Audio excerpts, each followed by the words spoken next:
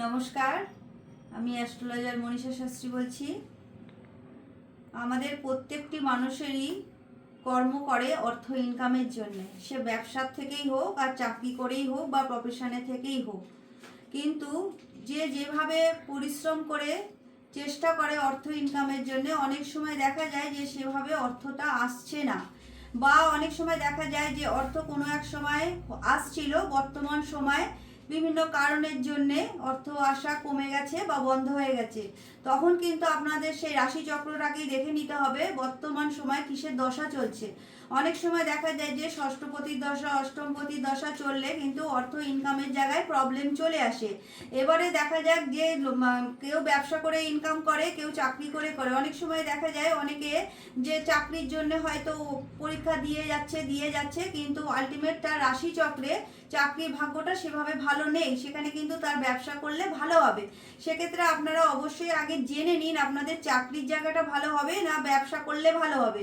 যদি মনে হয় আপনাদের ব্যবসা করলে ভালো হবে, তবে রাশিচক্র অনুযায়ী আপনারা ব্যবসা করবেন। কারণ হচ্ছে সবার কিন্তু সব ধরনের ব্যবসা করলে ভালো হয় না বা শ্যুট করে না, বা সেখান থেকে অর্থ আসে না। তাহলে লগ্ন, সপ্তম আর একাদশের কানেকশন যদি ভালো থাকে, অবশ্যই ব্যবসার জায়গাটা ভালো হবে। কিন্তু তার সাথে যে গ্রহটাকে খুব ভালো থাকতে হয় সেটা হচ্ছে বুধ গ্রহ। এবার সপ্তম ঘরে যদি কোনো শুভ গ্রহ থাকে বা সপ্তম পতি যদি শুভ অবস্থানে থাকে, শুভ নক্ষত্রে থাকে, লগ্নপতি বা একাদশপতির সাথে কানেক্টেড থাকে, তাহলে কিন্তু বলা যেতে পারে আপনারা ব্যবসা করে লাভবান হবেন। তবে দেখা যায় যদি সপ্তমে রাহু থাকে বা কেতু থাকে বা শনি থাকে, সেখানে অবশ্যই একটু সতর্ক হবেন, কারণ সেখানে পার্টনারশিপে ব্যবসা করলে কিন্তু বিশ্বাসঘাতকতার শিকার হতে পারে।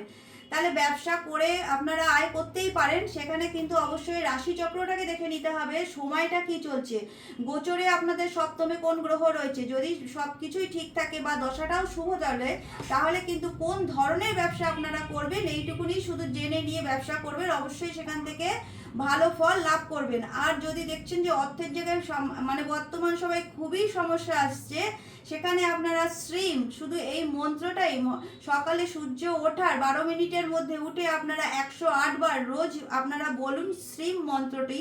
তাহলে দেখবেন অনেকাংশে এই যে অর্থের সমস্যা যাদের যাদের চলছে বর্তমান সময়, অনেকাংশেই এই জায়গাটা ঠিক হয়ে যাবে।